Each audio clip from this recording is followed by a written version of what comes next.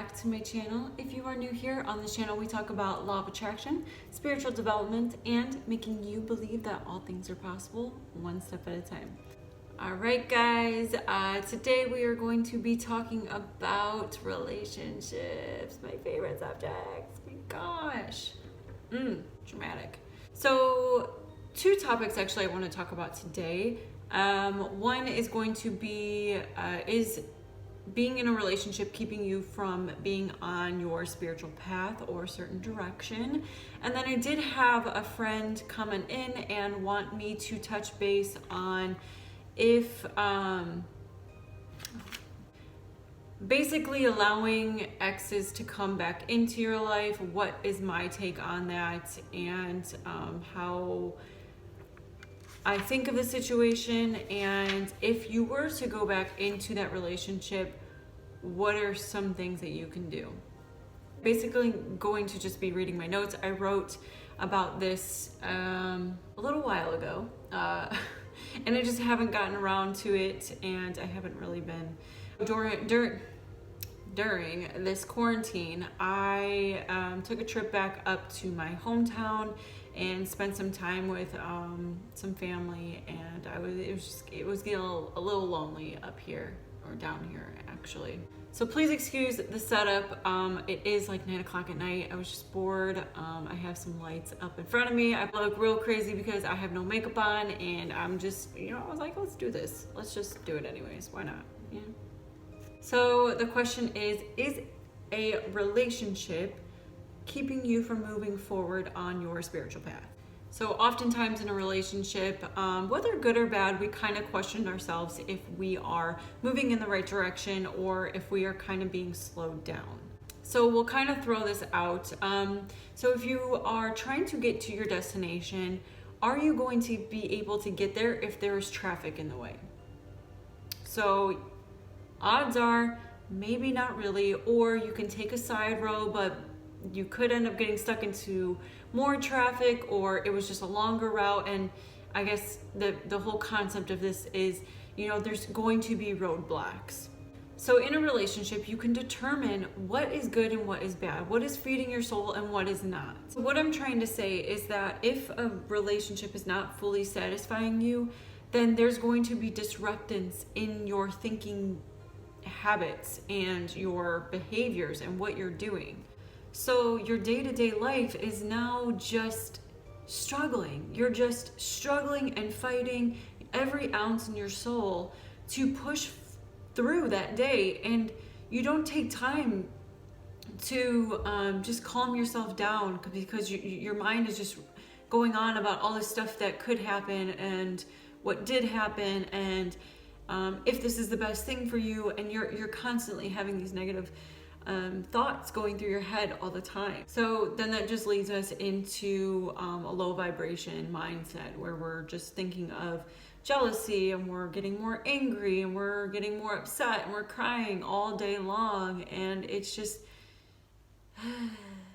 not what you want to be in. And I know you don't want to be in it, because no one wants to feel upset. No one wants to feel that way. It's just not a good feeling. In a spiritual practice, you want to be at peace as much as you can. Because if you have a clear focus, then the peace can just rise. It can just come right out of you. Easy, just simple. Obviously, this doesn't mean that you can't have fights in relationships. Everyone has fights in relationships. Even when you think people are perfect, they're bickering about something, not everything is just peachy. Don't think that, because if you do, then you literally outnumber yourself, and then think that you're the only person in the world that isn't in the best relationship or can't have the best relationship. But if your problems never come to an agreeable understanding, then you should maybe look at the situation a little bit differently. You may be faced with emotions that you can't change. We all have the ability to make ourselves happy. We can pick and choose what we want to have in our life. We can choose our emotions. We can choose how to react to a situation. We need to decide what makes us happy. We often settle because we think that that's the best that we can have. Or if we have a relationship that you to have a child with, or some other circumstance, you feel like you can't leave because of that child or that thing. And the thing is absolutely you can do that. You have the power to do that. You have the ability to do that. You have the emotional stability to do that. We have to believe in ourselves, and we have to believe that there is a better life for us out there, and there's about 7 billion people out there that we can choose from. Like, you're not the only thing that I need to be with. Now, we have to also believe that we're always on our spiritual path. I don't know what I was trying to say there. We are always on our spiritual path. So even if we are in a shitty relationship, that relationship was meant to happen because there's lessons, there's karmic debt that we need to return and pay. And everything we're going through is just a lesson. Everyone is just like our teacher. Just think of it that way. Like, we will end up being our own teacher at one point, and through the journey, and we can reteach ourselves the things that we've learned in all the relationships and family issues and everything. It's part of the plan. It's part of the plan. But absolutely, a relationship can affect your spiritual path, your spiritual journey. Because yes, we choose to go into that relationship at that time. We choose to go through all the emotions. We choose to stay in that relationship. No one forces us. We choose it. But if you are constantly crying all the time, or angry, or judging, or being jealous, whatever it is, those are all just so low on that chart, and it is not helping you. When you're on your spiritual journey, reaching that highest potential that you can, you are on cloud 9. You are bliss. Like, you are the ray of freaking sunshine. Just don't downgrade yourself. You can start being happy today. You can do that for yourself. Make that decision. Really think about what situation you're in. Does it make you happy? Write out your pros and cons, and really just go for it. I mean, I don't want to get that personal. I really don't. I don't want to get that personal because I'm not personal with anyone on here.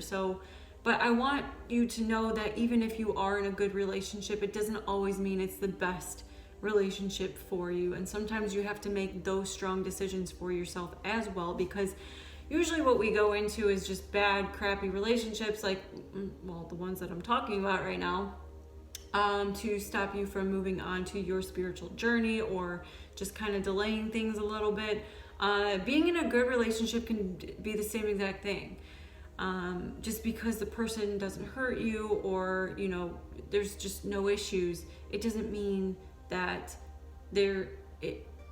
you're reaching your fullest potential. And I think you'll feel that deep down, because you know that you're in a good place.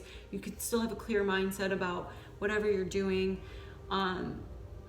and what's going on in that relationship, that you can kind of step back and like really evaluate like what's going on and what you feel. So just keep that in mind too. That's just a little like tip. But yes, for bad relationships, yes, absolutely get yourself out of that. There's too many people in the world. You are too good for that. Just okay. So for the next topic is someone that messaged me, and it was letting your exes come back into your life, allowing your exes to come back into your life.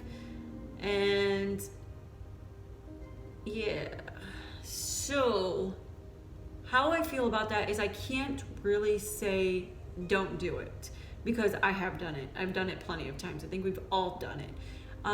We need to kind of see that situation for what it is, really understand why you guys broke up to begin with.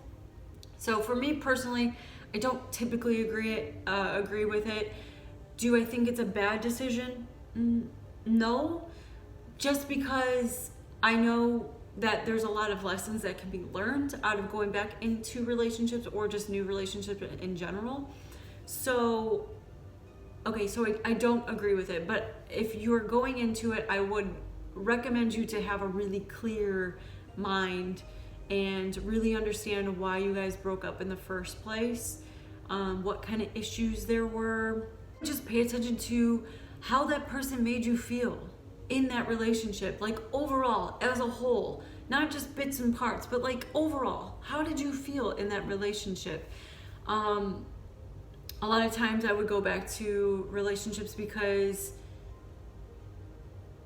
they were more of like a manipulative situation, and I almost felt like I didn't have control over it, but at the time I thought I did, but I still went into it anyways. But good for me because I learned a lot out of it. And then other times I go back into relationships because it's a good one, and I'm like, oh my God, this person's amazing, and nothing could go wrong because I know that there's so much trust there, and blah, blah. There's things that just kind of, you don't really pay attention to, especially if it is a good relationship. So I'm just saying, I'm not saying not to waste your time, but I would just really consider all of everything that goes into that and how you feel about it. So last question to that topic is, how would what kind of steps would I take if I went back into a relationship with an ex? So basically everything that I just said, but with this part is I would involve this other person. I don't know what happened with that relationship and why it ended, but communication is literally key to everything. I don't care what it was. I talked to my ex about everything. He was so understanding about it, but it didn't matter what was coming out of my mouth. I made sure I talked about it. Always talked about it. And one thing that I love that we did is that we would have time set apart to have therapy sessions. So whether I had an issue one day or he had an issue one day, we would make sure that we spent time together, one day out of the week, couple days out of the week, whatever it was, whatever we were feeling, kind of go with the motion, but have therapy sessions with each other because communication is key. But if you set that time and you already know what you're going to talk about, chances are it's not going to be lashed out at each other, because if you're going through something, you automatically want to snap on that other person, which is never a good thing. It's never, ever a good thing.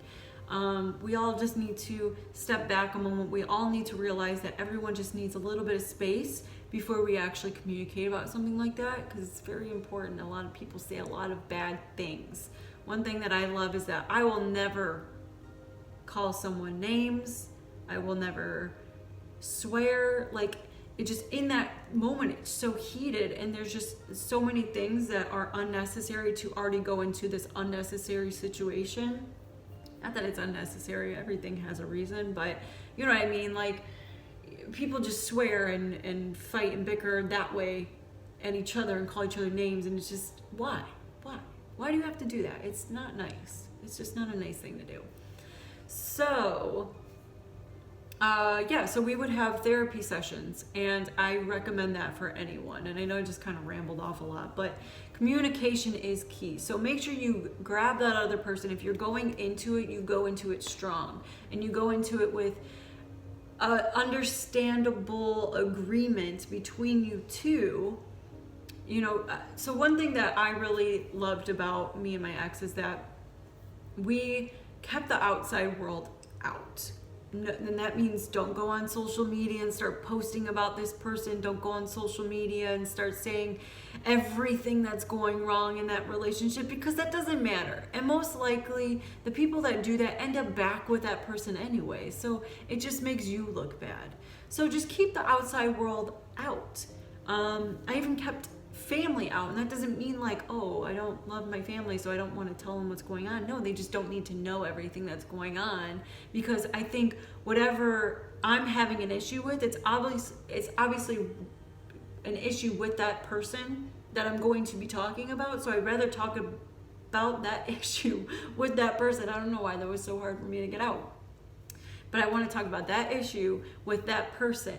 So make sure that if you are going into something that has already been broken off, has already completed its course, make sure that you're understanding why you're going back into that, and make sure you understand that with that other person. Don't just go back into it because you miss the sex or the feeling of wanting to be in a relationship, because it's so much more than that, and just make sure that you understand that as well.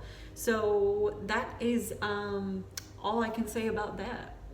That is it for this video. I just wanted to get something else out because I'm bored. I'm pretty sure we're all bored. So that is it for this topic. Just wanted to let you guys know I am certified life coach now. I am working on getting up a Facebook page for that and reaching out to people that way, but I am taking in clients now. So I am doing one-on-one sessions. I'm so excited, and I hope that you would want to work with me. But if anything, just reach out to me. I will link my email down below. So if this is something that you want, then we can go over prices and plans and whatnot. So that is it. I am headed off to bed, and I hope you guys have a great night. I hope you guys are staying safe. I hope you guys are staying clean. And I'll talk to you guys next time. Okay? Wait, hold on. Never good at this. Oh my god, my ankle. Did it. Alright, I hope you stay true, and namaste.